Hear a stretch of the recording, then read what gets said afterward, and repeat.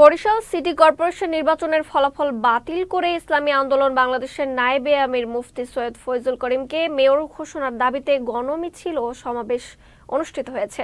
বৃহস্পতিবার সকালে সদর রোডের অশ্বিনী কুমার হলের সামনে বরিশালের সর্বস্তরের জনগণের ব্যানারে এই কর্মসূচির আয়োজন করা হয়। এ সময় 2023 সালে অনুষ্ঠিত নির্বাচনের ফলাফল বাতিল করে হাত ফাঁকা প্রতীকের প্রার্থী সৈয়দ মোহাম্মদ ফয়জুল করিমকে মেয়র ঘোষণার দাবি জানানো হয়। দাবি না মানলে আন্দোলন চালিয়ে যাওয়ার হুঁশিয়ারি দেন বক্তারা। সমাবেশ শেষে গণমিছিল বের করা হয়। মিছিলটি শহরের প্রধান প্রধান সড়ক প্রদক্ষিণ করে। এ নিয়ে দায়ের মামলার শুনানির দিন নির্ধারিত ছিল আজ। তাই সমাবেশ ও মিছিল শেষে ইসলামী আন্দোলনের নেতাকর্মীরা আদালতের সামনে অবস্থান নেন। শুনানির জন্য পুনরায় আগামী 5 মে পরবর্তী তারিখ নির্ধারণ করেন আদালত।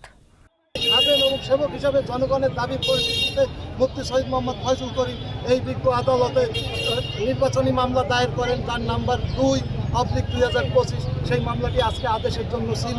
বিজ্ঞ আদালত বলেছে যে আমি আরও দেখে কাগজপত্র আমি আদেশ দিব আগামী 5/5/2025 তারিখ। ইনশাল্লাহ আমরা আশাবাদী যে ওই তারিখে সে জনগণের পক্ষেই আদেশ দেবে।